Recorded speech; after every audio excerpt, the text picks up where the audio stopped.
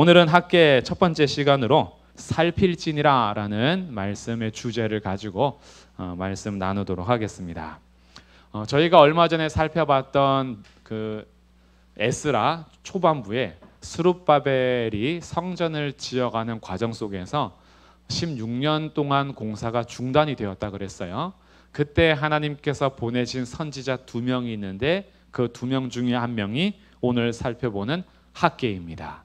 그래서 학계는 이스라엘 백성들이 포로로 잡혀갔다가 돌아가서 1차 포로 귀환 때 그들이 해야 될 임무는 성전을 건축하는 것이었어요. 그럼 성전 건축의 의미는 무엇이냐 하면 삶의 중심과 우선순위를 하나님 중심으로 세우는 것을 의미합니다. 하나님의 임재가 있어야 될 그곳을 그들이 더럽히고 하나님 말고 우상들을 섬기면서 징계를 통하여 쫓겨났던 그들이 하나님의 은혜와 약속대로 70년 만에 다시 돌아오게 되는데, 돌아가서 이제 다시 삶을 정돈하며 하나님의 임재의 장소인 성전을 건축함으로 자기 삶에 흐트러졌던 우선순위와 삶의 중심을 회복하는 것이 성전 건축입니다. 그런데 이런 성전 건축이 방해로 인하여서 중단됐던 시간이 어느덧 시간이 흐르면서 외부의 방해 때문이 아니라 이스라엘 백성들의 마음에서부터 성전 건축에 대한 마음이 떠나버린 거죠. 그러면서 시간이 1년, 2년, 어느덧 16년이 지날 때 그때 하나님께서 학계를 부르시는 겁니다. 그리고 그에게 말씀을 주셔서 전하게 하시는데, 그 말씀을 전하게 하실 때에 하나님의 이름을 뭐라고 표현하냐 하면 2절 말씀에 만군의 여호와 이렇게 기록합니다. 하나님을 우리가 이렇게 하나님의 이름을 얘기할 때 여러 이름이 있는데 오늘 학계에서는 만군의 여호와로 등장하세요. 만군의 여호와란 이름은 구약 성경 안에서 적게는 230회 이상을 쓰고요, 조금 많으면 280회 이상을 쓰는 그런 이름이 만군의 여호와입니다. 그럼 이 만군의 여호와란 이름을 처음 썼을 때가 언제냐 하면요, 한나 이야기 때 처음 등장합니다. 엘가나의 가정이 하나님 앞에 예배하러 올라가는 사무엘상 1장에서 처음으로 만군의 여호와께 예배한다라는 표현을 쓰고, 그리고 그 다음 몇 절 뒤에 한나가 하나님 앞에 기도할 때 자기가 임신하지 못하는 상황을 맡기면서 통곡하며 기도할 때에 처음 부르는 이름이 만군의 여호와여 이렇게 불러요. 그때가 이제 첫 등장이에요. 그 사무엘상 1장에서 처음 등장하는 이름이 만군의 여호와고, 우리가 알고 있는 가장 신나는 장면에서 쓰는 사람은 다윗입니다. 다윗이 골리앗 앞에 섰을 때 어떻게 해요? 너는 칼과 창과 단창 방패로 오지만 나는 어떻게 해요? 만군의 여호와의 이름으로 간다. 이것이 이제 우리가 신나게 알고 있는 장면이죠. 이런 장면들이 280번 정도 이제 쓴다는 거예요. 그런데 만군의 여호와란 이름은 사무엘상에서 처음 등장하지만 만군의 여호와라는 개념은 언제부터 시작되냐 하면 창세기 2장 1절에서 시작이 됩니다. 이것은 우리가 한번 표시해 두면 앞으로 성경 읽을 때마다 조금 좋을 수 있으니까요, 한번 창세기 2장 1절은 참고하고 오겠습니다. 창세기 2장 1절은 창조를 다 마친 기사를 쓰는 대목입니다. 그 기사인데 이렇게 번역을 했어요. 창세기 2장 1절 함께 읽어보겠습니다. 시작. 천지와 만물이 다 이루어지니라. 여기에서 그 만군의 여호와라는 이름하고 비슷한 걸 어디서 찾을 수 있을까요? 만물이, 그렇죠. 만자가 똑같잖아요.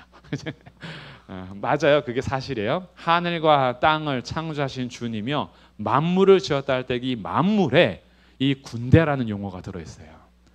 그러니까 만군의 여호와라는 이름은 사무엘상에서 한나가 기도할 때 불렀던 이름이고 그 가정이 예배할 때 썼던 이름이지만, 사실 만군의 여호와라는 개념은 창조하실 때부터 자신을 밝혀주신 거예요. 무슨 뜻이냐면 하나님은 눈에 보이는 하늘과 땅뿐 아니라 눈에 보이지 않는 모든 군대와 만물들을 창조하신 분이시다. 이게 창세기 2장 1절에서 천지와 만물이 다 이루어지니라고, 이 하나님이 그러니 눈에 보이는 세상뿐 아니라 눈에 보이지 않는 모든 피조의 영역도 하나님이 주인이시고 왕이시다라는 거예요. 그러면 이런 개념을 가지고 만군의 여호와여 한다면 무슨 뜻일까요? 만군의 여호와여라고 하는 것은요, 이 세상에서 보이는 군대뿐 아니라 눈에 보이지 않는 하늘의 천군 천사, 우리 볼 수 없는 모든 영역에서도 왕중 왕 되시는 주님이시여, 이런 뜻인 거예요. 그러니 이 이름 자체가요, 어마어마한 하나님의 전능하심, 하나님의 창조주로서의 우리의 왕 되심, 하나님께서 모든 것을 섭리하시고 다스릴 수 있다라는 믿음을 가지고 부르는 이름이 만군의 여호와입니다. 그런데 하나님께서 이 이름으로 지금 학개에게 말씀을 주신 거예요. 뭐라고 말씀 주셨냐 하면, 다시 학개 1장으로 올게요. 만군의 여호와가 이같이 말하여 이르노라. 그 만군의 여호와, 모든 대장, 왕중 왕 되시는 그 하나님이요, 이 백성이 이렇게 말한대요. 2절에서 여호와의 전을 건축할 시기가 이르지 아니하였다, 이렇게 썼다는 거예요. 아직도 때가 아니다, 이렇게 얘기한다는 거예요. 아직 건축할 때가 아니다. 지금 몇 년이 지나고 있다고요? 16년 지나고 있다고요. 그런데도 계속 아직 때가 아니다 그래요. 이거는 사람들의 관점이에요. 근데 하나님은 이렇게 말씀하십니다. 4절, 이 성전이 황폐하였거늘 너희가 이때에 판벽한 집에 거주하는 것이 옳으냐. 이 판벽한 집이라는 것은 어떤 화려하고 굉장히 비싼, 오늘날로 말하면 야, 하나님의 성전은 다 무너지고 공사 중단돼서 폐허가 됐는데 너네 집에 대리석 가는 게 말이 돼? 이런 뜻이에요. 너네 집에 그 조각품 가지고 벽을 그렇게 치장하는 것, 그거 너네들은 거기에 신경 쓰고 중심을 거기에다 쏟아놓으면서 하나님의 성전은 아직 건축할 때가 아니야 라고 말하는 것, 이거 뭔가 이상하지 않니? 주님께서는 주님의 시선으로 지금 이 상황을 다시 설명하는 거예요. 너네들은 아직 때가 아니라고 하는데 아니다. 너네들이 그 집을 화려하게 꾸밀 때가 아니라 지금이 바로 성전을 다시 건축할 때야 라고 말씀하시는 거죠. 그러면서 이 상황을 역전시키고 다시 설득하기 위해서 주님이 이렇게 말씀하십니다. 5절 말씀 우리 다시 한번 읽어보겠습니다. 시작. 그러므로 이제 만군의 여호와가 이같이 말하노니 너희는 너희의 행위를 살필지니라. 하나님께서 이 자기의 눈에 박혀서 모든 우선순위와 중심이 밀려있는 상황 속에서 이들을 다시 설득하고 돌이키게 하기 위해서 너네들 행위를 한번 살펴봐, 이렇게 얘기합니다. 자기의 행위를 살펴보라는 말은 무슨 말이냐 하면 너네들의 삶을 곰곰이 되짚어봐라, 이런 뜻이에요. 너네들이 지금 16년 동안 살아왔던 그 삶을 다시 한번 되짚어봐. 그러니 어떻게 해요? 우리의 인생을 돌아보라는 뜻이에요. 하나님의 성전 중심으로 살지 않고 하나님 우선순위로 살지 않았던 너네들의 16년이란 기간이 어땠는지 한번 돌아봐. 하루하루 바쁘게 사니까 너네 지금 정신없이 사는데, 지금 잘 사는 것 같고 그냥 닥쳐오는 일들을 해결하면서 살아가면서 생각 없이 시간이 지나왔는데, 지금 말씀 듣는 이 시간 너희들의 삶을 다시 돌아보라는 거예요. 돌아보면서 6절부터 그 삶을 하나님께서 설명해 주십니다. 너희가 많이 뿌려도 수확이 적지 않았니? 먹을지라도 배부르지 못하지 않았니? 이거는 우리가 뭔가 성공을 거두는 것 같아도 만족함이 없는 거예요. 계속 뜬구름 잡듯이 뭔가 안개 잡는 것처럼요. 내가 잡았다라고 생각하는데 펴보면 없는 거예요. 먹었다라고 생각하는데 배부름이 없는 거예요. 많이 뿌렸다라고 생각하는데 수확의 때에 거둘 게 없는 거예요. 마실지라도 흡족하지 못해요. 계속 마시는데 목마름이 해소가 안 돼요. 옷을 아무리 껴입어도 따뜻하지 못해요. 군대 가면 그래요. 아무리 껴입어도 추워요. 깔깔이라는 것을 막 3겹씩 입어도 그렇게 추워요. 입어도 따뜻하지 못하며 나는 나름대로 나를 챙겨요. 나를 계속 챙기는데 내 몸이 계속 추워. 뭔가 지금 잘못된 거예요. 그렇죠? 일꾼이 삭슬 받아도 그것을 구멍 뚫어진 전대에 넣음이 되느니라. 이거를 깨진 독에 물 붓기라고 하는 거죠. 계속 돈을 버는데 구멍 난 것처럼 계속 빠져나가는 거예요. 너네들의 삶을 한번 살펴봐라. 너네들의 삶을 곰곰이 다시 되짚어봐라. 하나님 중심으로 살지 않고 성전 떠나서 살았던 너희들의 삶이, 옛날 개그가 이런 얘기 있었어요. 어떻게 좀 살만하십니까? 이런 거 했었어요. 그렇게 하니까 형편이 좀 나아지셨습니까? 라고 하는 옛날 개그가 오늘 생각이 났어요. 이건 약간 풍자 개그였어요. 정치인들이 세금 이렇게 떼먹으면 그래서 세금 떼먹어서 어떻게 생활이 좀 나아지셨습니까? 이렇게 얘기하는 거였어요. 근데 지금 이런 말이에요. 그래, 너네들이 성전 중심, 하나님 중심 우선순위 다 놓치고 너네들 잘 살아보려고 집도 꾸미고 너희들 계속 수확도 거두려고 하고 돈도 계속 통장에 넣어보고 계속 마셔도 보고 입어도 보는데 그래서 따뜻했니? 배불렀니? 목마름이 해소됐니? 그러지 않았잖아 라고 그 삶을 얘기해 주면서 7절에 다시 한번 반복합니다. 만군의 여호와가 말하노니 너희는 자기의 행위를 살필지니라. 너네들 너희의 삶을 다시 한번 돌아봐라. 그러면서 주님께서요 이들의 삶을 다시 한번 돌이키려고 하는 거예요. 9절에서는 이렇게 말합니다. 너희가 많은 것을 바랐으나 도리어 적었고 너희가 그것을 집으로 가져가서나 내가 불어버렸느니라. 없는 거예요. 아무리 잡으려고 해도 잡을 수가 없었던 삶이 지난날의 삶이지 않았느냐라고 그들이 놓쳤던 삶을 다시 보게 하신 겁니다. 그 이유는 뭘까요? 지금이라도 너희들의 삶을 살피고 중심을 잡으라는 얘기예요. 하나님께서 너네들 봐라. 나를 버리고 살았더니 그 모양 그 꼴이지 라고 놀리기 위한 게 아니에요. 주님께서 지금 살피라고 얘기하는 이유는 그러니까 너네들 다시 돌아와. 그게 너네들이 잘 사는 길이야 라고 주님께서 설득하시는 겁니다. 그러면서 다시 삶을 돌아보니까 진짜 그랬던 거예요.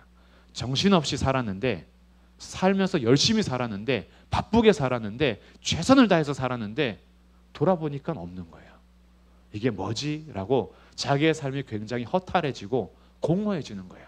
왜 그랬나? 라고 봤더니 주님 진단해 주시는 겁니다. 지금이 너희가 자꾸 하나님 중심으로 살 때가 아니라고 하는데 아니야.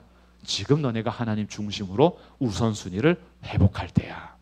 이 말씀을 듣고 먼저는 지도자들이 힘을 얻었고요. 지도자들이 힘을 얻자 백성들이 다시 힘을 얻어서 성전 건축을 시작하게 되는 그 메시지였던 거예요. 그럼 오늘 우리들에게도 마찬가지입니다. 우리를 살펴보되요. 우리의 삶에서 하나님 중심과 우선순위에서 많이 밀렸던 삶이라면 오늘 다시 나의 삶을 살펴보고 다시 중심을 잡을 필요가 있습니다. 특히 오늘날 우리의 믿음이요. 정말 기준 없이 기준은 자기 감정이나 상황이 돼버렸어요. 우리의 기준은 하나님의 말씀으로서 어떤 풍파가 지나가고 어떤 내 마음의 상태가 있든 내 환경이 어떻든지 간에 우리가 지키고 버티고 뿌리내려야 될 우리의 신앙의 핵심은 그 중심은 하나님 말씀인 성경이에요. 그런데 우리가 어느덧 환경에 핑계대고 내 마음으로 주저앉고 여러 가지 상황 때문에 어쩔 수 없다라고 하면서 조금씩 양보했던 우리의 신앙생활이 어느덧 하나님이 나의 중심에서 주변부로 밀려나 버린 거예요. 우리의 삶의 우선순위가 항상 주님은 맨 마지막에 있어요. 시간 되면 할게요. 여유 되면 할게요. 그때 열어주시면 그때 할게요. 근데 아니에요. 우리의 신앙생활은 열어주시면 할게요가 아니라 어떤 상황 속에서도 주님이 먼저예요. 이 고백이 우리 중심이 되어야 합니다. 그래서 우리들이 진짜 회복해야 되는 것은 어찌 보면 되게 간단해요. 가장 먼저는요. 주님 앞에 예배하는 주의를 회복하셔야 됩니다. 우리가 굉장히 양보를 너무 많이 했어요. 하나님 앞에 예배하는 날이 어느덧 다 양보가 돼가지고요. 그냥 잠시 오전에 얼굴 도장 찍고 가면 그게 예배인 줄 알아요. 우리가 하나님 앞에 드려야 될 예배의 삶이 자꾸 밀려나니까 일주일의 삶이 무너지는 거예요. 하나님 앞에 예배해서 구별해야 될 주일이 무너지는데 월화수목금토가 어떻게 중심을 잡을 수 있겠어요? 구별된 거룩한 날도 이미 다 무너져 있는데. 근데 우리의 일상의 삶도 하나님 앞에 서야 될 중심의 삶을 이 힘을 가지고 가야 되는데 주님께서 정하신 날도 안 되는데 그게 평일이 되겠습니까? 안 되죠. 언젠가부터 양보했던 우리의 삶이 다 무너지고 있는 거예요. 극단적으로 말하면요. 평일 예배는 몰라도 주일 예배만큼은 다시 회복하셔야 돼요. 평일은 일상의 시간이 다 달라요. 정말 힘들게 삽니다. 아침부터 저녁까지 너무 자기의 삶에서 바쁘고 힘겹게 살아간 우리 성도들의 삶을 사실은 위로해주고 격려해줄 필요가 있어요. 그래서 평일에는 혹시 그 시간이 안 맞아서 우리가 함께 공예배는 못 드리더라도 우리가 먼저 중심 잡아야 되는 것은 주일만큼은 양보하시면 안 돼요. 하나님 시간 되면 주일 온전히 드릴게요. 하나님 여유가 되고 환경 열리면 그렇게 할게요. 이게 밀린 거예요. 주일은 주님께서 믿음의 백성들에게 요구한 날로 사실은 그 어떤 핑계나 그 대처할 수 있는 게 아닌 거죠. 그렇다라고 오해하지 마실 것은 1년 52주 주일을 꼬박꼬박 뭐 아침부터 저녁까지 교회에 있으란 얘기냐 이런 뜻이 아니에요. 때로는 주일에 어떤 일이 있어서 움직일 수도 있어요. 우리 마음의 상태가요. 그런데 이미 주일의 예배에 대한 마음이 놓쳐진 상태를 말하는 거예요. 이미 나에게서는 주일은 그냥 오전 11시에 잠깐 예배 드리는 시간, 나머지는 다 내가 알아서 쉬는 시간. 그러니까 이미 우리의 삶에서 밀려버린 거예요. 그러니까 어떻게 돼요? 어떤 특정한 일이 있을 때는 어쩔 수 없는 일들이 있어요. 다 일정들이. 근데 무슨 일이 생기면 항상 먼저 양보하는 것이 예배 시간이에요. 무슨 일이 생기면 예배 시간 다 양보해요. 그러니까 자녀들한테도 그렇게 요구하죠. 자기의 삶에서도 그렇게 살아가죠. 그러니까 항상 우리 주님은 나의 삶의 주변부에 밀려 있어요. 주님이 말씀하십니다. 너희의 삶을 다시 한번 살펴봐라. 하나님 우선순위와 중심으로 떠났던 너희의 삶은 그렇게 어떻게 만족했니? 배불렀니? 목마름이 해소됐니? 너희들이 수확한 대로 거둘 수 있었니? 너네들이 계속 살아가는 그 열심이 그래서 온전히 거두어졌니?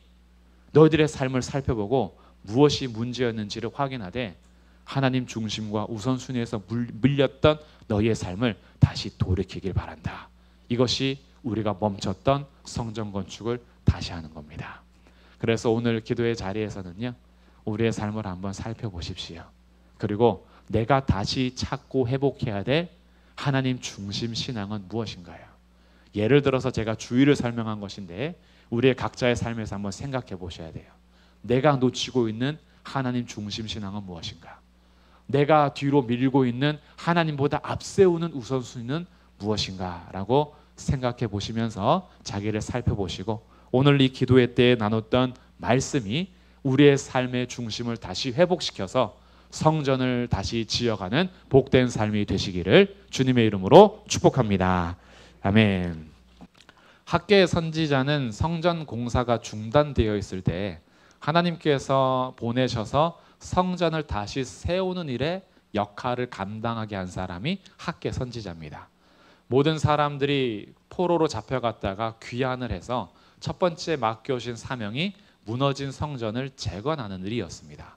그런데 방해로 인해서 그리고 사람들의 마음의 해이해짐과 중심이 이동되면서 하나님 중심의 삶이 인간 중심과 자기 생활 중심으로 변화되면서 16년 동안 공사가 중단되어 있을 때 하나님께서 학개와 그 다음에 나오는 스가랴 이 두 선지자를 보내셔서 말씀으로 힘을 주셨습니다. 그것이 1장의 내용이었어요. 그래서 1장에서는 무너진 마음을 먼저 뭐로 세우셨냐 하면 말씀으로 세워주신 겁니다. 이것이 신비한 거예요. 우리 사람의 사람됨은요, 사실 무슨 말을 듣냐에 따라서 그 생각하는 것과 행동하는 것이 달라질 수 있거든요. 어떤 말을 듣냐가 그래서 중요한데 모든 인간은요, 이 땅에서 그냥 육체만 가지고 있는 것이 아니라 영혼을 가지고 있기 때문에 하나님의 말씀을 들을 때 그 삶이 회복이 됩니다. 그래서 먼저 성전을 세울 때도요, 단지 눈에 보이는 성전이지만 주님께서 진짜 세우고자 하는 것은 눈에 보이는 성전이 아니라 하나님 중심의 삶이었어요. 그것을 나타내는 표 중에 하나가 성전 건축이었던 거죠. 그럼 우리가 이제 적용할 때에는 단지 건물을 짓자가 적용이 아니라 우리의 무너진 성전을 회복하고 다시 세워가는 일에 주님 말씀을 주시는데 하나님께서 학개를 통해서 이 마음을 붙잡아 주셨어요. 그래서 지도자들의 마음도 다시 일어나고 백성들의 마음도 감동이 돼서 그래 우리 다시 시작하자 이렇게 하면서 멈췄던 공사가 진행이 되었습니다. 16년 만에요. 얼마나 감격스러운 일이에요.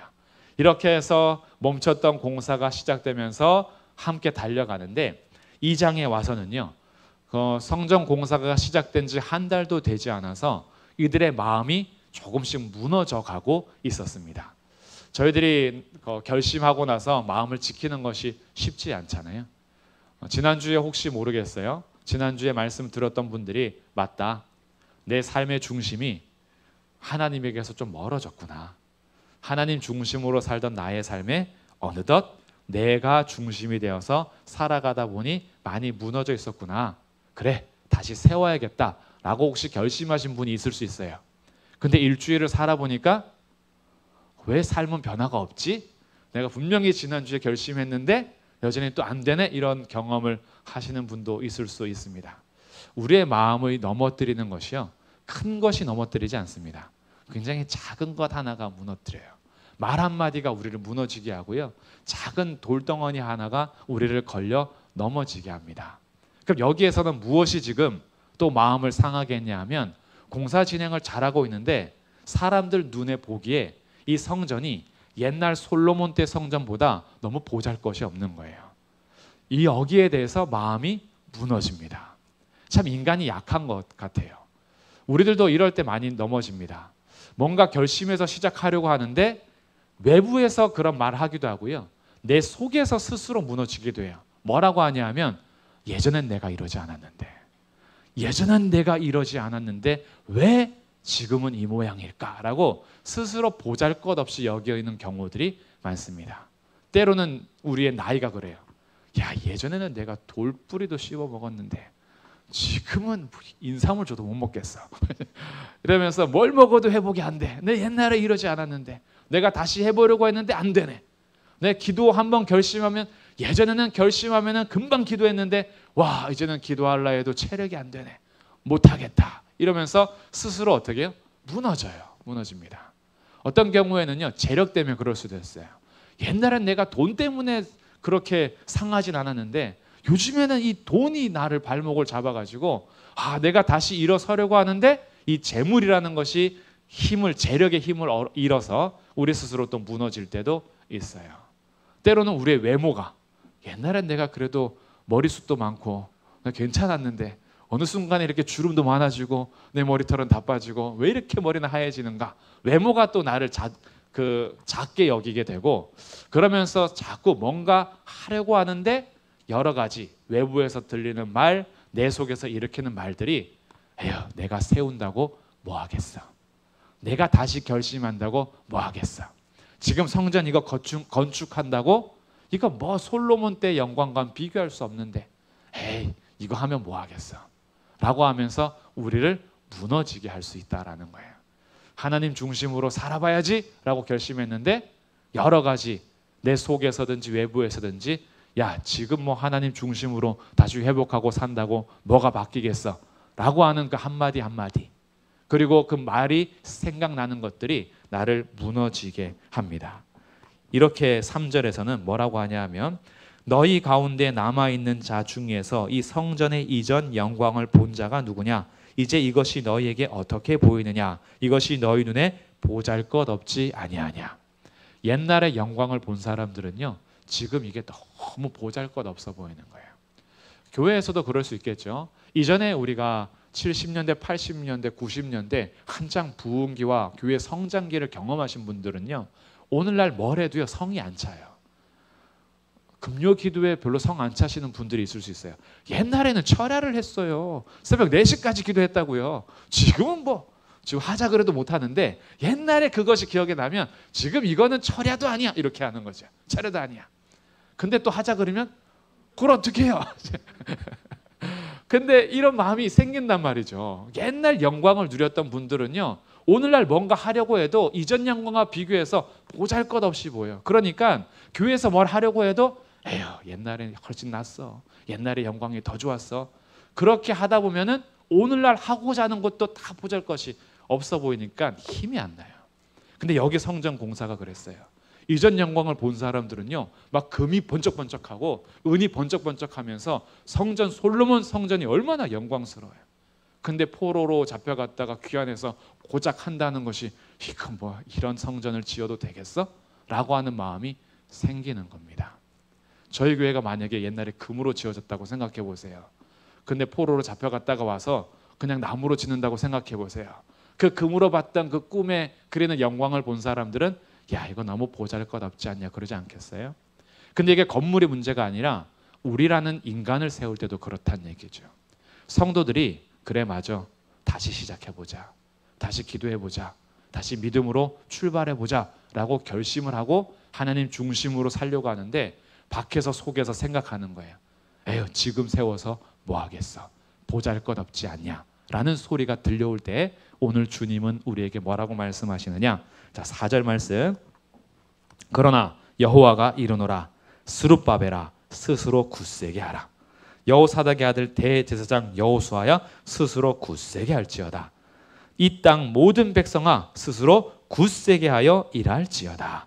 3번에 걸쳐서 스룹바벨에게 그리고 여호수아에게 모든 백성들에게 주님 말씀합니다. 스스로 굳세게 할지어다. 그럼 스스로 굳세게 할지어다가 무슨 말이냐면 강하라 이런 뜻이야. 강하라. 강하라. 하나님께서 여호수아에게 하셨던 말씀 있죠. 너는 강하라. 너는 강하고 담대하라. 너는 놀라지 말고 두려워하지 마라. 너는 강하라. 이렇게 할 때 그 강하라는 말이 여기에서는 스스로 굳세게 할지어다 이렇게 번역을 한 거예요. 똑같은 말입니다. 강하라란 뜻이에요.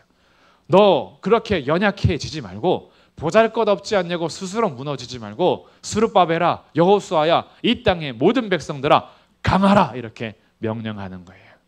그러면 왜 강하라고 하느냐 이게 중요하죠. 힘이 나야 강하죠. 나도 강하고 싶은데 힘이 안 나는 거 어떡하겠어요. 강하라는 이유가 뭐냐 하면 4절 끝에 이유가 뭐예요? 내가 너희와 함께 하노라. 이게 이유예요. 우리가 이전 영광과 다를 수 있습니다. 이전의 힘과 지금의 힘이 다를 수 있고요. 이전에 가졌던 나의 영광과 지금의 내가 비교될 때 많이 상실했을 수도 있습니다. 그런데 변하지 않는 것이 있어요. 주님의 함께 하심은 변하지 않습니다. 그래서 강하라는 거예요. 우리의 강함의 근거가 내 힘이라면 힘 약해지고 나이 많아지면 이제 소용없어져요. 내 힘의 근거가 돈이었다면 돈 떨어지면 그만이에요.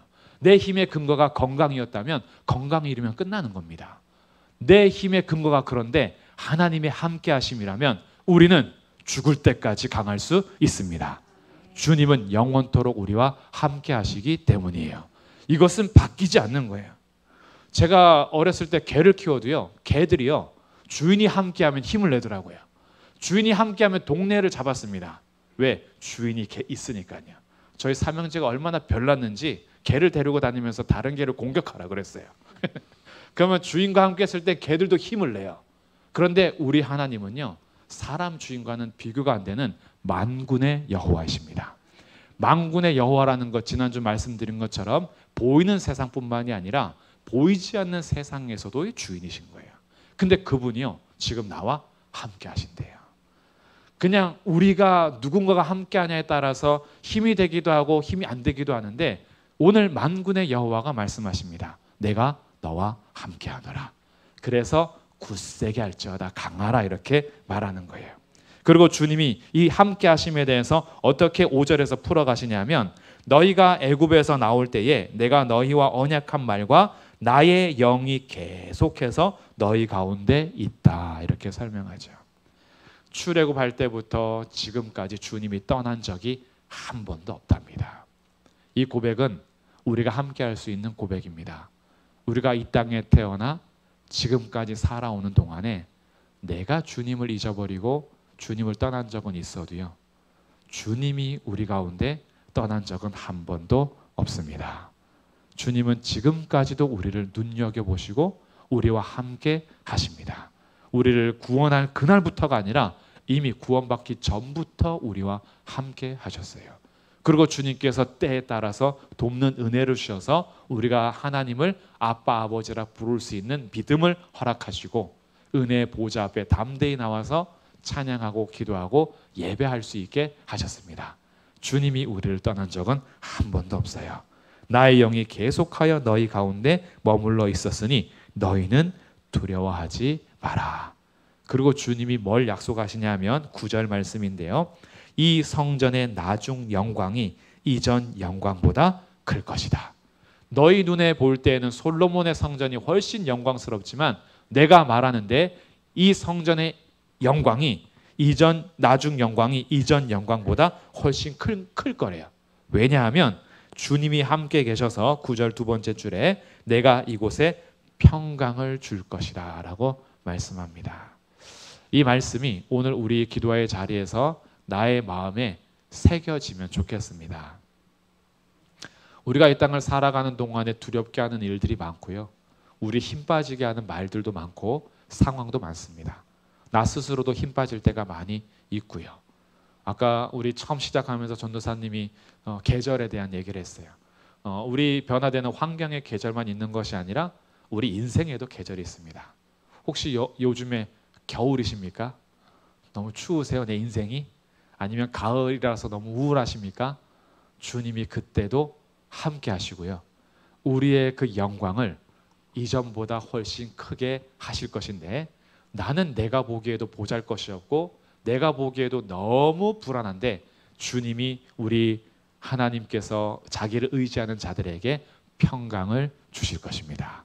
그래서 그것이 우리에게 힘이 되는 거예요.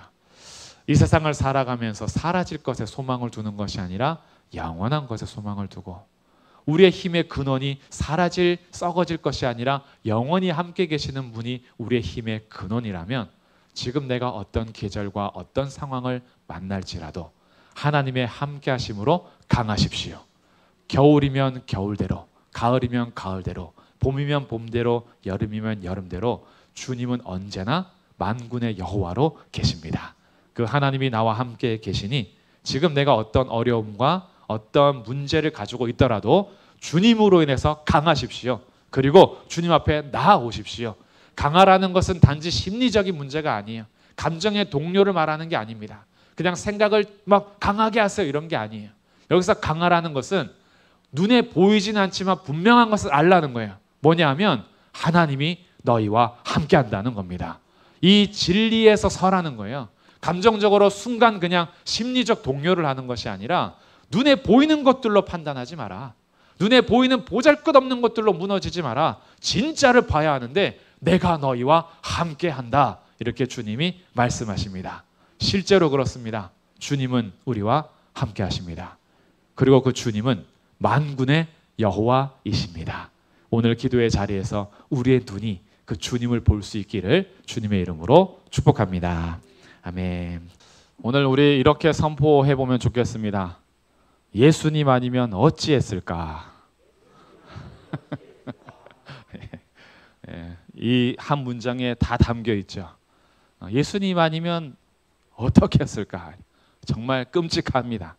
예수님 아니었다면 우리의 인생이 세상 그 무엇과도 비교할 수 없는 두렵고 그리고 와 진짜 어떻게 살았을까라 캄캄할 겁니다. 그런데 반대로 말하면 주님 안에 계시니 얼마나 행복하십니까? 우리 인사하겠습니다. 오늘도 이 자리에서 승리하셨습니다. 이 자리에서 승리하셨습니다. 아멘. 주의 백성들에게는 역전의 삶이 있는데요. 역설적인 삶이 참 많아요. 그 중에서 기도의 자리에서 피곤하잖아요. 그런데 기도하기 때문에 피곤한 것은요. 그것은 이긴 겁니다. 이게 우리에게 역설의 삶이고 역전의 삶이에요. 우리 믿음의 성도들이 그런 고백을 많이 해요. 주님을 바라봄으로 내 눈이 피곤합니다. 주님의 앞에 기도하기 위해서 두 손 드느라고 내 손이 너무 힘듭니다. 주님을 바라보면서 세상을 살아가며 견디는 내 삶이 다 만신창이가 되었습니다. 그런데 그게 복인 거예요. 하나님 앞에 나와서 피곤하고 기도하기 위해서 새벽에 밤에 시간을 그렇게 하느라고 그렇다고 낮에 뭐 푹 자는 것도 아니고 낮에도 할 일이 많은데 또 새벽도 기도해야 되지 밤에도 기도해야 되지 와 힘들어 죽겠다라고 한탄한 게 복인 거예요. 그래서 오늘 이 자리에서 한번 고백해 본 거예요. 예수님 아니었으면 어떻게 했을까? 그런데 예수님 안에 있으니 얼마나 행복한가. 그리고 이런 마음으로 오늘 학계 말씀을 같이 나누려고 하는데요. 세 번째 나누는 학계의 말씀은 2장 10절부터 이어지는 말씀이에요. 2장 10절부터 19절까지의 내용인데 제가 이 간략하게 핵심만을 전하는 게 이제 금요일의 목표거든요. 근데 이 24일, 9월 24일에 하나님께서 학계에게 주시는 말씀이 두 번에 나눠서 기록이 됩니다. 9월 아홉째 달 24일에 시작하는 10절에서 그렇게 하고 두 번째는 20절에서 그 달 24일에 또 얘기하죠. 그래서 그달 똑같은 달 24일 9월 24일에 메시지를 주시는 것을 굳이 두 번 나눠서 기록을 합니다. 그래서 저도 굳이 두 번 나눠서 오늘하고 다음 주에 나누려고 합니다. 그럼 오늘은 첫 번째요. 9월 24일에 첫 번째 주셨던 메시지는 제사장들에게 율법에 관한 질문을 하는 것으로 먼저 단락을 시작합니다. 어떤 질문을 던지냐 하면 그것이 12절 말씀인데요. 제사장들에게 율법에 관해서 물어봐요. 사람이 옷자락에 거룩한 고기를 쌌는데 그 옷자락이 만일 떡에나 국에나 포도주에나 기름에나 다른 음식물에 닿았으면 그것이 성물이 되겠느냐? 그랬더니 제사장들이 대답하죠. 아니다. 무슨 말이냐 하면 이 고기는 제물을 말하는 거예요. 하나님 앞에 제사를 드리기 위해서 구별한 고기입니다. 그거는 거룩한 거예요. 성물로서 구분한 거예요. 그럼 이 성물을 하나님 앞에 드리기 위해서 싼 보자기가 있습니다. 그럼 그 보자기도 거룩해집니다. 여기까지는 거룩해져요. 고기와 제물과 제물을 싼 보자기까지는 옷자락은 그것은 거룩해져요. 질문이 뭐냐 하면 그러면 그 옷자락이 닿는 다른 곳도 거룩해지냐 이거예요. 그러니까 대답을 뭐라 그래요? 아니다 그래요. 싼 것까지는 거룩해진 거예요. 예를 들어서 지금 이 컵 안에 물이 있어요. 이 물이 하나님 앞에 드려질 고기라고 생각해 보면 고기 거룩하고 고기를 담은 그릇도 거룩합니다. 근데 이 그릇이 컵이 닿는 곳이 거룩해지느냐 이거예요. 이렇게 이 컵이 닿는 다른 고기, 다른 음식, 다른 옷에는 거룩해지느냐라고 했을 때 율법에 따르면 그러진 않아요. 이것이 이 다음에는 거룩함으로 영향을 끼치지 못합니다. 네, 두 번째 질문이에요. 13절. 그러면 시체를 만져서 부정하여진 자. 어떤 사람이 부정한 것을 만짐으로 부정해졌어요. 그러면 그 사람이 만약에 그것들 가운데 하나를 만지면 그것이 부정해지냐? 아까는 이 컵이 닿는 곳은 거룩해지지 않았죠. 근데 제가 지금 부정해졌어요. 시체를 만져서. 그럼 제가 만지는 곳은 부정해지냐 이거예요. 그러니까 대답을 뭐라 그래요? 부정해진다 이거예요. 이게 율법에 대한 겁니다. 부정해진 사람이 다른 것을 만지면 부정이 옮겨가요.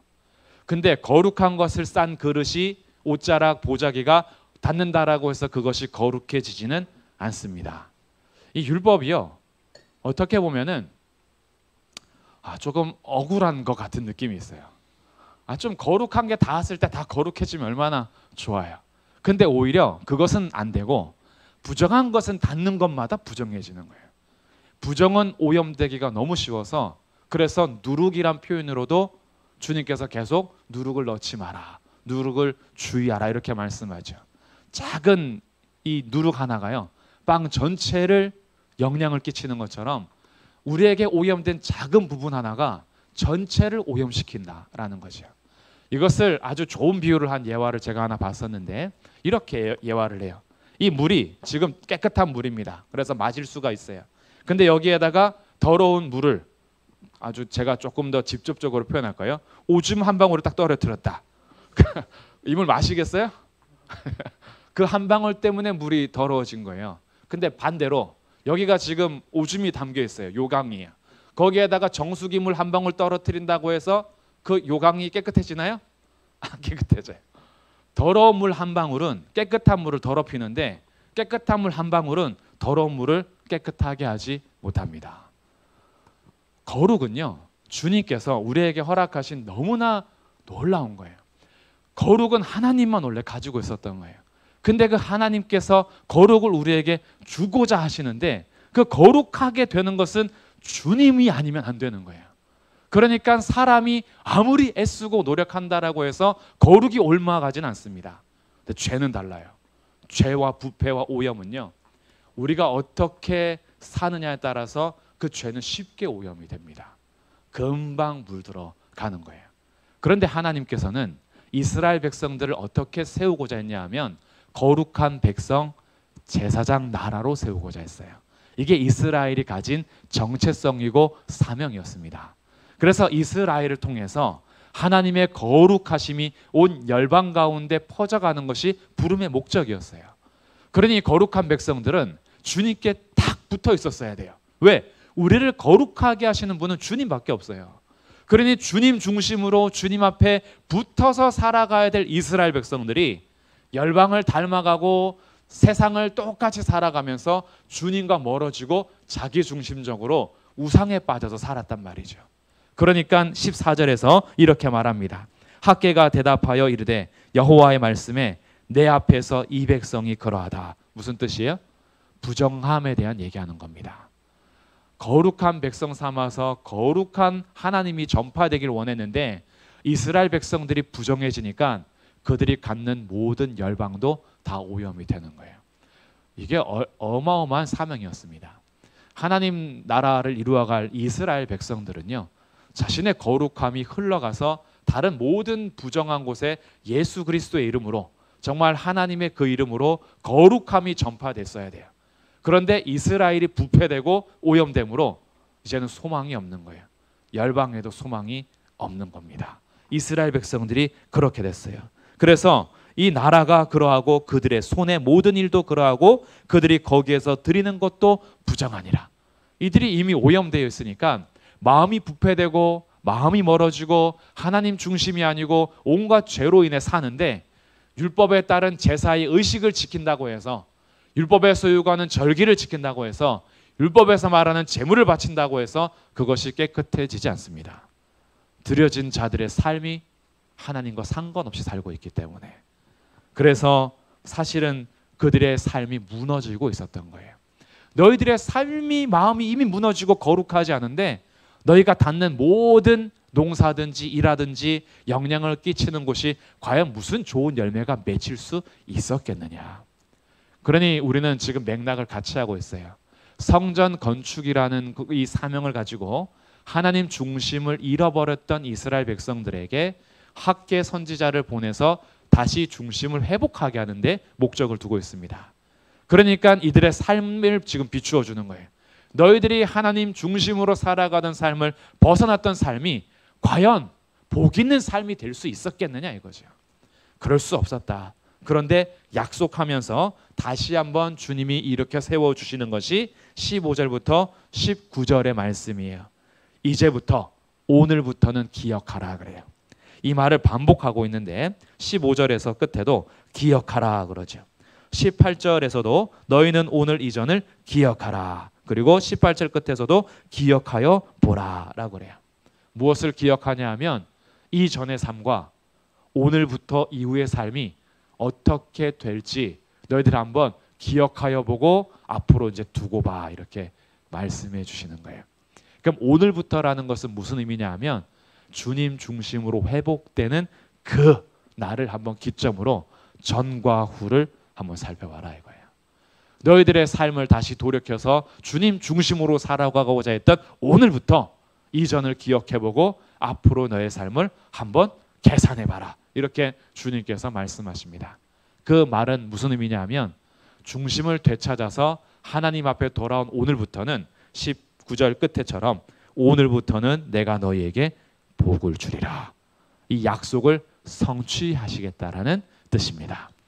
이것을 그리고 어떻게 완전하게 성취하시는지는 그 다음 20절부터인데 이건 다음 주에 오늘은 주님의 약속이 이제 선포됐어요. 주님 중심이 아닌 자기 중심으로 살아가고 또 여전히 이 부정한 상태에서 부정함이 계속 옮겨지는 그 삶을 살아갈 때야 그들의 삶은 온전해질 수 없었던 거죠. 부정이 계속 전달될 뿐이었어요. 그러니 하나님 중심으로 회복하지 않는 삶은요, 그 삶의 열매들이 다 계속 메꿔지지 않았던 거예요.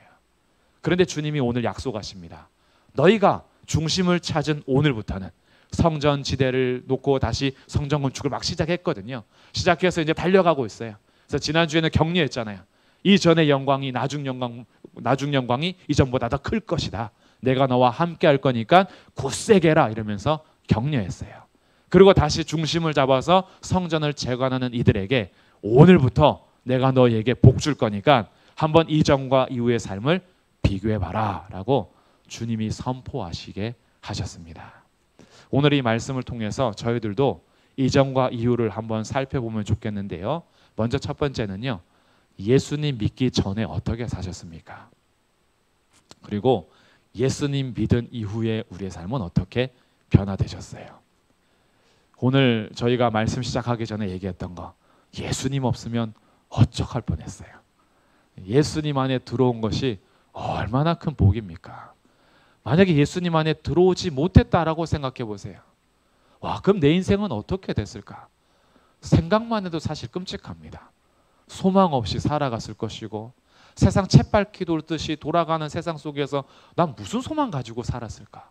무슨 목표를 가지고 살았을까? 하루하루 나는 무엇을 위해서 살았을까? 분명히 뭔가 하고 있긴 있었겠죠. 그런데 이 영원한 소망도 없고 참된 소망도 없고 나라는 존재에 대한 확신도 없고, 그리고 내가 가야 하는 삶의 방향에 대한 분명한 목적도 없이 아마 분명히 뭔가 살고는 있었을 텐데 이걸 몰랐으니까 잘 살고 있다고 생각은 하겠죠. 근데 이미 이것을 맛본 이상 여기에 오지 않았다면, 예수님 안에 오지 않았다면 진짜 끔찍한 거예요. 아멘이죠. 진짜입니다. 예수님 안에 오지 않았다면 어떡할 뻔했어요. 정말 우리가 매일매일요. 전 어렸을 때 집에서 반찬이 없으면 오징어 회가 나왔어요. 그 오징어 회가 나왔는데 어렸을 때부터 먹었던 오징어회는 무슨 오징어 회였냐면 냉동 오징어 회였어요. 저는 산 오징어 회를 먹어본 적이 없어요. 냉동된 걸 항상 주셨어요. 저는 그게 제일 맛있는 줄 알았어요. 냉동 오징어가 제일 맛있어. 나중에 커서 산 오징어를 먹어봤어요. 맛이 달라. 왜 다르지? 분명히 같은 오징어인데 맛이 달라요. 근데 산 오징어를 먹어보기 전에야 냉동 오징어가 최고였어요. 근데 산 오징어를 먹어보니 이게 다른 거예요. 우리가 예수님 믿은 이후의 삶을 지금 살다 보니까 이전의 삶이 얼마나 비참했는지를 잊어버리는 경우가 많은데, 애굽에서의 삶은 진짜 비참한 종노릇이었어요. 주님이 그 애굽에서 건져주셔서 가나안 땅으로 입성하게 하신 이들의 삶은요, 정말 이전과는 비교할 수 없는 삶입니다. 근데 우리가 그 은혜를 자꾸 잊어버리고 애굽 때가 좋았어, 애굽이 좋았어 라고 후회하고 혹시 마음이 기쁨이 사라지고 있었다면 오늘 다시 기억해 보세요. 예수님 믿기 전에 우리의 삶은요, 아무리 잘 살았어도 비참한 삶입니다. 그런데 예수님 믿는 우리의 삶은요, 아무리 비참해도 영원한 소망을 가진 행복한 삶입니다. 이 전과 이후를 기억해 보라는 거예요. 두 번째는요, 기도하기 전과 기도한 후를 기억해 보십시오.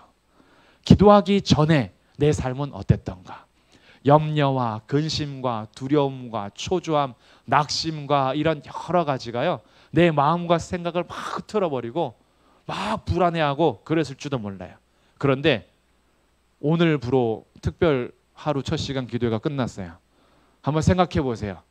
그 기도를 시작하기 전과 3주 동안 기도한 이후에 혹시 무슨 변화가 있었는지, 아니면 오늘 기도하러 나오기 전에 나의 상태와 기도한 이후의 나의 상태는 어떻게 바뀔 것인가, 기도의 자리에서 비교해 보라는 거예요.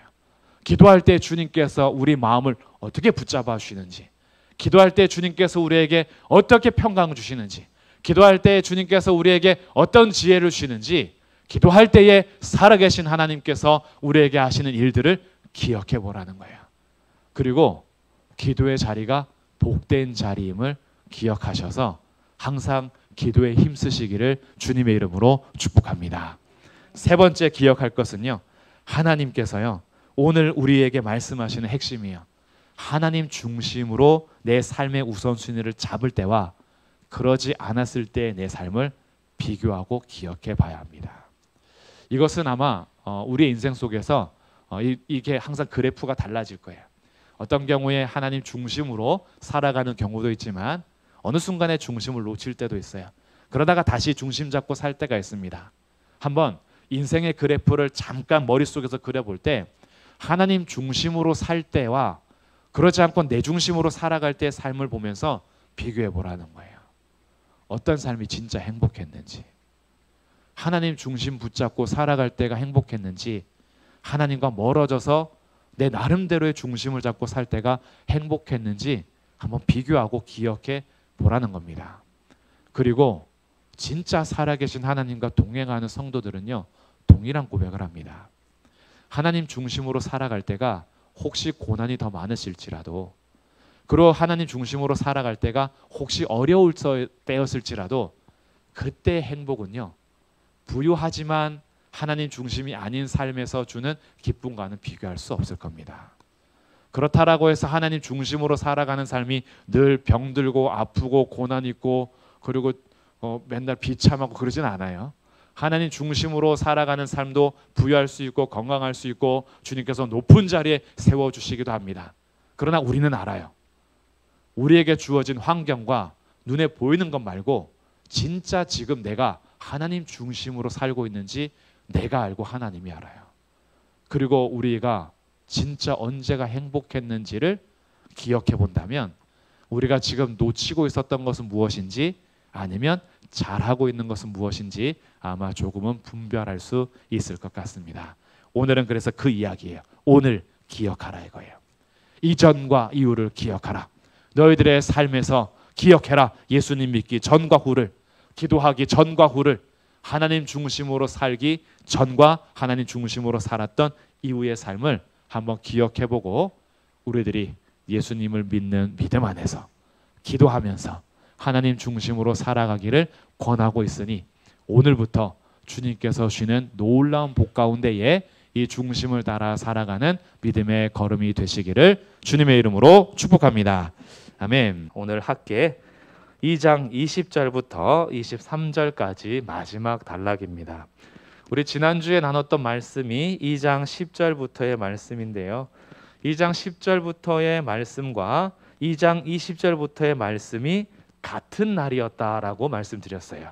9월 24일입니다. 그래서 9월 24일에 주시는 말씀을 굳이 두 번 나눠서 썼다는 거예요. 조금 이상한 장면이죠. 우리가 일기를 만약에 쓴다면 오늘 12월 2일에 일기를 쓸 때 12월 2일에 해당하는 일은 한 번에 묶어서 씁니다. 내용이 다르더라도 12월 2일에 일어난 일이니까. 근데 12월 2일에 같은 일이지만 12월 2일을 또 구분해서 썼다. 뭔가 의도가 있는 거겠죠.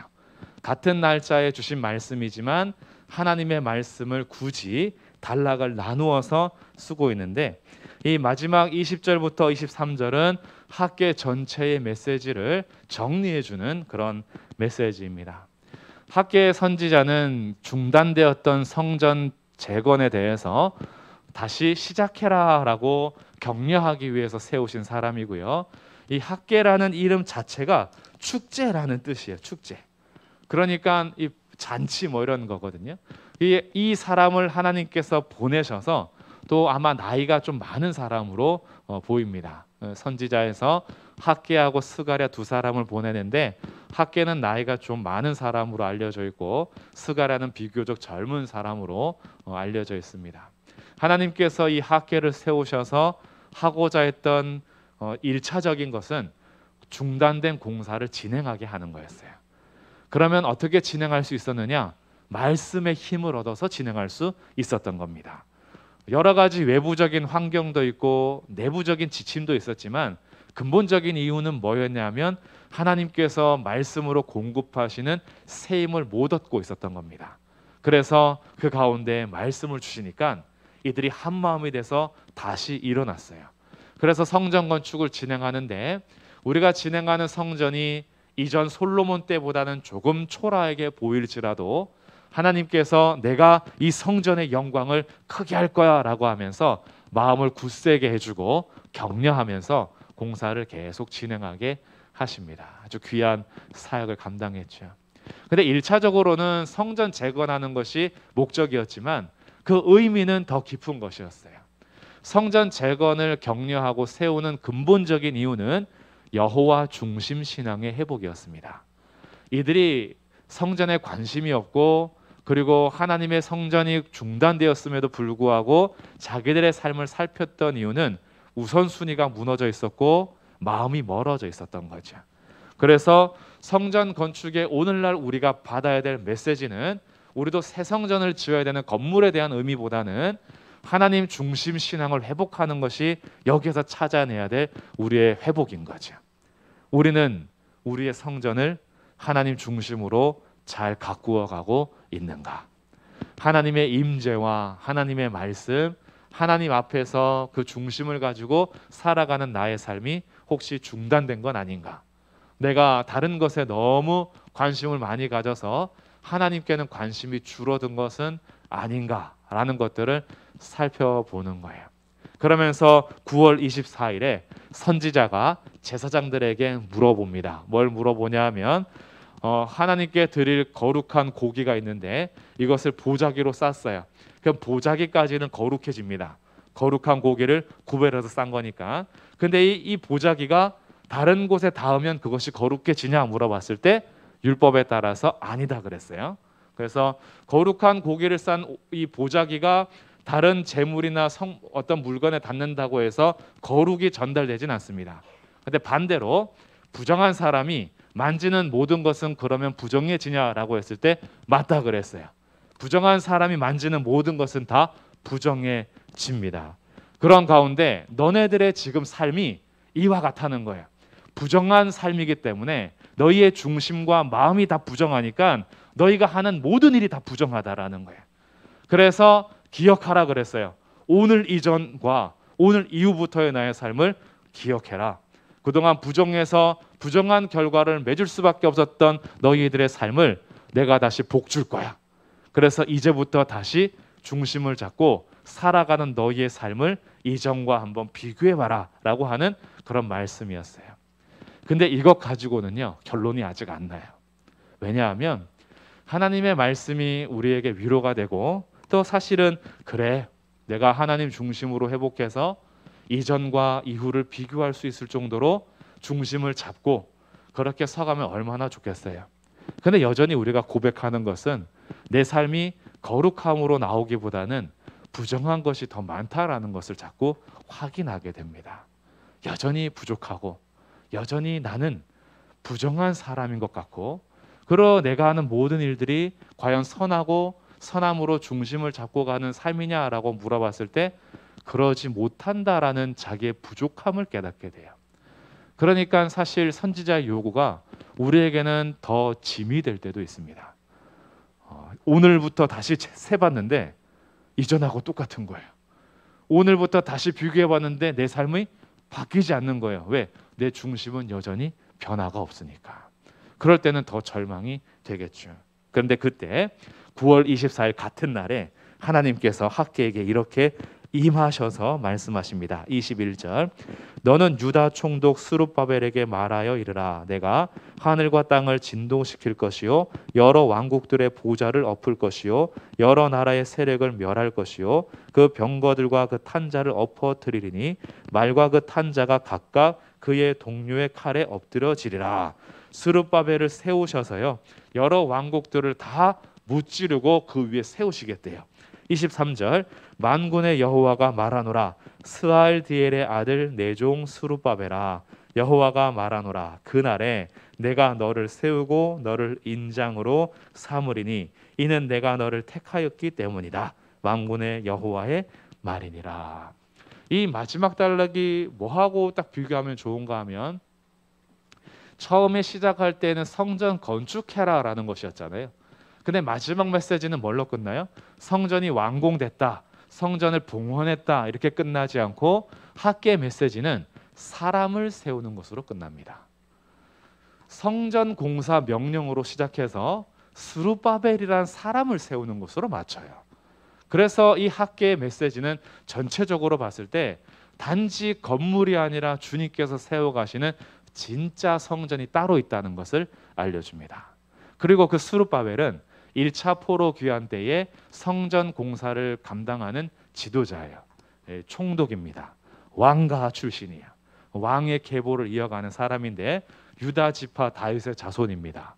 그의 아버지는 스알디엘이고 스알디엘 위로 올라가면은 여고냐, 여호야긴, 고니야라고 부르는 사람이에요. 이게 다 같은 이름인데 좀 다르게 표현됩니다. 고니야, 여고냐, 여호야긴. 그러니까 유다 마지막 멸망할 때의 세 사람이 여호야김, 여호야긴, 시드기야거든요. 근데 여호야김과 시드기야는 죽었고 여호야긴이라는 사람은 포로로 잡혀간 상태예요. 이 여호야긴이 여고냐 고니야인데 하나님께서 이들을 포로로 잡혀가게 하셔서 다윗의 씨를 남겨두신 겁니다. 다윗의 계보를 이어가는 왕족의 씨를 남겨두셔서 그 여호야긴을 통해서 후손들이 이어지게 함으로 스알디엘 스룹바벨까지 오게 됐어요. 그리고 이 스룹바벨을 하나님께서 뭘 약속하시냐 하면 내가 너를 인장으로 삼겠다 그래요. 인장이라는 것은 도장, 쉽게 말하면 도장이고요. 이 반지의 도장입니다. 왕이 반지를 빼서 인주를 묻혀서 쿵 찍는 이런 어떤 상상을 좀 할 수 있고, 옛날에는 그 녹여가지고 이렇게 찍어서 만들어내는 인주 인장 있죠. 그렇게 하는데 이것은 하나님께서 그를 아주 귀한 사람으로 신뢰하고 세워주신다라는 의미인데 스룹바벨을 그렇게 하시겠대요. 근데 이 말씀이 왜 놀라운가 하면 멸망할 당시에 예레미야를 통해서는 나중에 이제 확인해 보세요. 적어놨다가 예레미야 22장 24절부터 25절 말씀인데 예레미야 22장 24절부터 25절에서는 하나님께서 그의 조상인 고니야 여호야긴에게 이렇게 말합니다. 너가 나의 손에 인장 반지였을지라도 빼서 버리겠다 이렇게 말씀하셨어요. 인장 삼았던 다윗의 후손, 영원한 왕위를 약속한 다윗의 왕가, 마지막 때는요 너가 나의 인장 반지라도 내가 빼서 버릴 거야 라고 했던 사람이 스룹바벨의 윗대인 왕이었어요. 그런데 포로 생활이 끝나고 다시 돌아오게 할 때에 하나님께서 스룹바벨을 인장으로 삼겠다는 거예요. 버림받았던 이스라엘 백성들이 하나님은 끝까지 버리지 않고 잠시 징계를 마친 다음에는 다시 인장으로 삼으시겠대요. 그리고 이 스룹바벨이 마태복음 1장, 이거는 확인해 보면 좋을 것 같아요. 구약성경 거의 끝이니까요. 마태복음 1장 볼까요? 마태복음 1장에는 예수님의 족보가 쭉 나오는데 마태복음 1장 12절부터의 말씀입니다. 마태복음 1장 12절 바벨론으로 사로잡혀간 후에 여고냐는 스알디엘을 낳고 스알디엘은 스룹바벨을 낳고, 그죠? 예수님 족보에 등장하죠. 이 스룹바벨이 지금 여기서 학계에서 약속하는 그 사람이에요.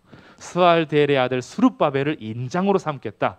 이거 무슨 뜻이냐면 결국 하나님께서는요 인장을 버려서 했던 것은 잠시 징계고 하나님 처음부터 약속하셨던 아브라함과 다윗의 자손 예수 그리스도를 우리에게 보내주시기 위하여 스룹바벨을 다시 인장 삼겠다는 거예요.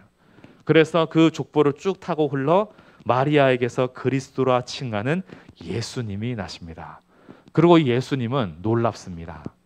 원래 율법에 의하면 정한 것이 다도 정해지지 않고요.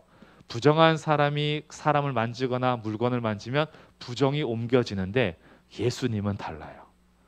예수님이 가는 곳은요. 부정함이 깨끗하게 되고요. 예수님의 거룩해 하심이 그것이 그대로 전달됩니다. 부정한 사람이 와서 예수님의 옷자락만 만져도 정하게 되는 거예요. 원래 율법에 따르면 부정한 사람이 예수님 옷자락 만지면 예수님이 부정해져야 돼요.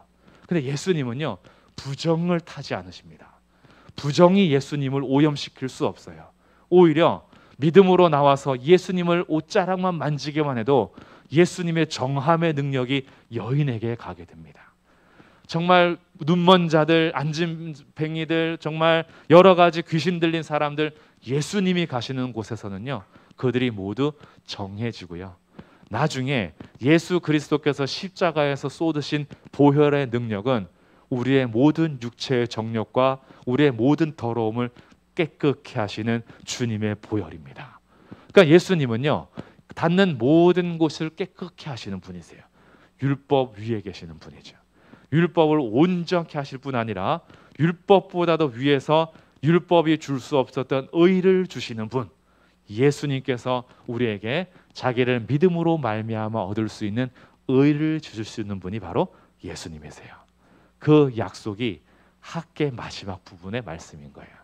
스룹바벨을 인장으로 삼아서 세워주시는 것은 단지 인간 스룹바벨이 아니라 아브라함과 다윗의 자손 예수 그리스도의 계보를 이어가는 인장으로 이어가시겠다라는 뜻입니다. 얼마나 감사한지요. 이 학계 마지막 말씀에서 우리는 소망을 얻습니다. 여전히 우리가 우선순위가 뒤틀릴 때가 있고 하나님 앞에 바른 마음으로 살고자 해도 내 마음이 정하지 못할 때도 있어요. 그러나 우리를 정하게 하고 우리를 세워가는 것은 나의 행위가 아니에요. 내 마음에 따라서 정해지거나 부정해지거나 그렇게 늘 롤러코스터를 타지 않습니다. 우리는 예수 그리스도 안에 거할 때 이미 정함받은 사람들입니다.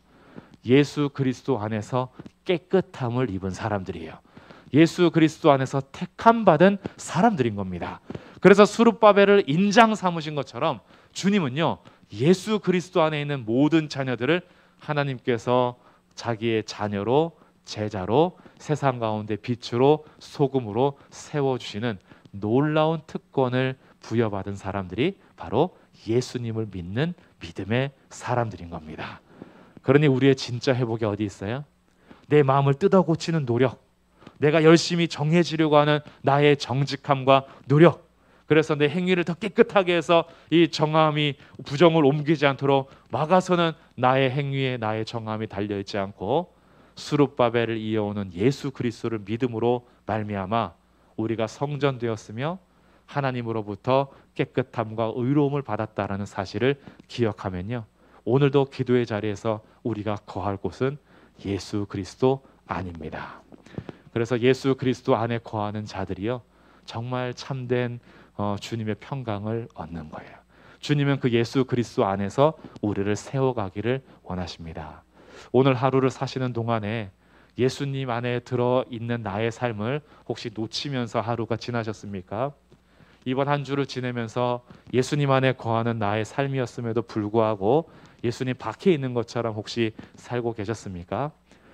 우린 다시 기억해야 됩니다. 우리는 이미 예수 그리스도 안에 부름받은 하나님의 보배로운 백성들입니다. 그래서 그 은혜를 기억하면서 다시 우리 주말을 보내고 주일을 준비해 갈 때요, 예수 그리스도 안에서 보배롭고 존귀한 자로 세움받은 우리의 삶이 하나님 앞에서 구별되고 하나님 앞에 찬양하고 하나님 앞에 매달리고 의지하면서 주 안에서 다시 세워져 가는 삶이 되기를 주님의 이름으로 축복합니다.